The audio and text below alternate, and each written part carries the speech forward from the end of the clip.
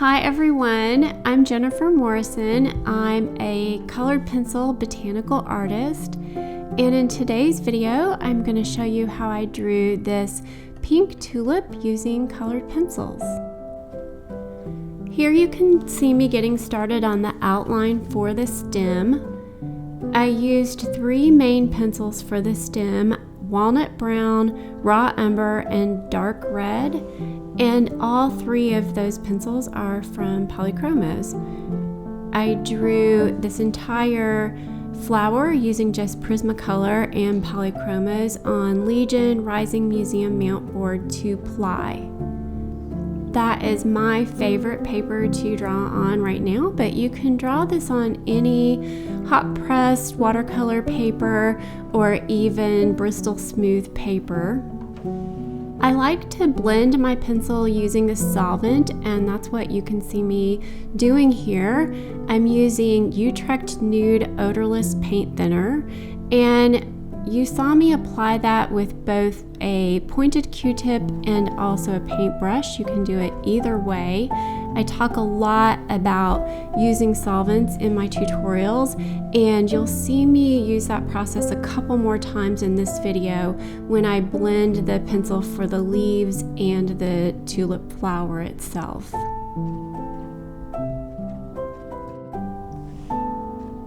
Just putting the finishing touches on that stem, and now you can see me starting to outline the leaves. I like to follow a very similar process every time I draw leaves, and you can see me here outlining the leaves, and then I'm using an indentation process using that sharp white Polychromos pencil.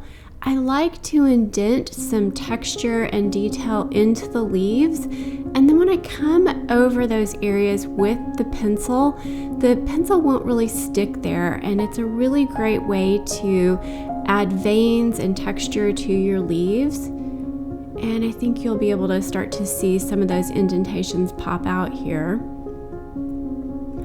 And then next I like to go through with a shadow color, and in this case I was using the Prismacolor 90% Warm Gray, and then blocking in where I want my highlights to go. And now I'm coming over with my main green color, which in this case was Kelp Green from Prismacolor. I used 4 green pencils total for these leaves: Chrome Green Opaque, Earth Green Yellowish, and May Green from Polychromos, and then that Kelp Green from Prismacolor. Those pencils plus that 90% Warm Gray that's all I used here. Now you can see me blending the pencil out with the solvent. Again, I'm using Utrecht Nude Odorless Paint Thinner, and I'm applying that with a Dynasty No. 4 flat paintbrush. And for this technique, I just recommend any inexpensive, firm bristled brush. I really like a flat brush or even a filbert. And I'll vary the size of the brush I'm using depending on the size of the area I'm blending. That No. 4 is a really great place to start. So after the solvent has dried, I like to come over and add some more layers on top. And this is where I will refine everything. I'm going to make sure that my values are dark enough, that I have my highlights where I want them to be. I will also clean up the edges and make sure everything looks nice and neat. I don't like any kind of flaking or bleeding around the edges. I try to keep those really nice and sharp.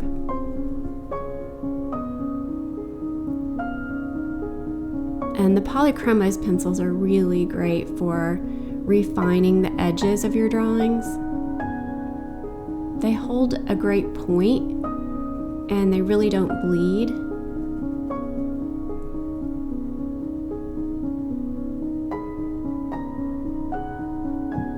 Here I'm using an electric eraser just to showcase a technique that I like to use to create texture in leaves.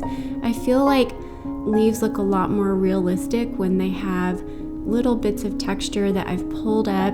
When I use the electric eraser, it pulls up just bits of color and reveals all of the different layers underneath. And again, that's another technique that I will almost always use in my process for drawing leaves. Adding a bit of red in there just to add some whimsy. I'm going to be using that same color in the flower.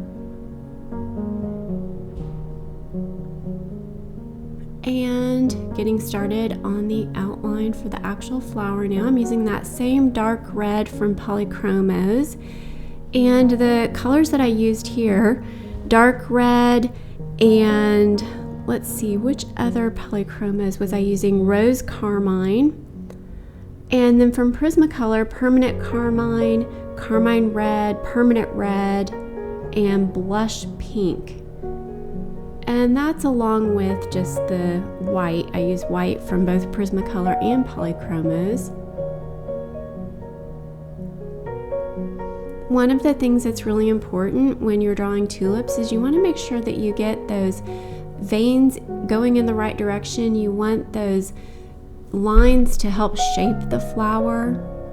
And so I really like to start off by setting myself up with all of these directional lines getting drawn in. Then I come through and add the shadows and the highlights and the midtones and just start to work from there.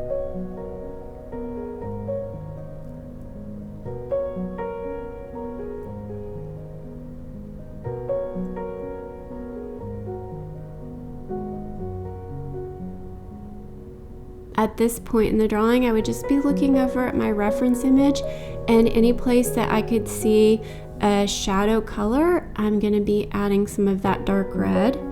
That was the darkest red I used in this piece. And then I start just filling in some of the highlight colors and the midtones, similar to the way I did with the leaves.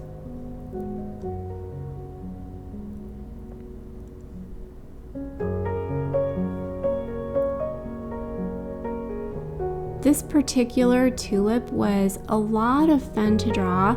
I actually created it as a bonus tutorial for my Patreon membership, and for a limited time I have posted this drawing over there for free. So if you like this drawing and you want to see more in depth, I created I believe it's 2 hours and 15 minutes real-time tutorial where I talk to you about exactly what I'm doing and why as I'm doing it.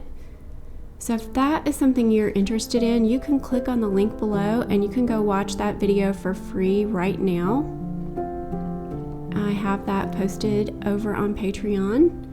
And if you're interested in my membership, you can also find out more about that there or by going to my website.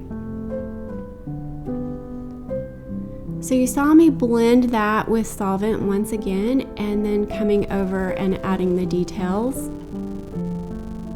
The solvent just dissolves the pigment and makes a really nice smooth base that I can go over. I'm almost never finished at the point that I add the solvent. I like to come through and add all the details and clean everything up after the solvent has dried. But you can work back and forth with solvent and colored pencils as many times as you need to.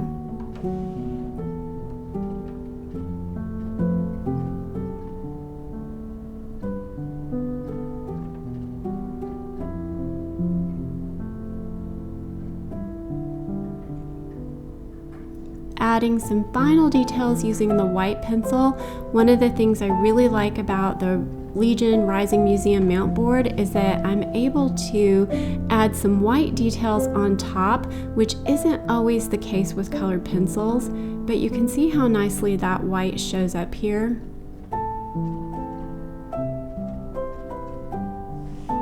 And those white details just make it look really pretty, I think.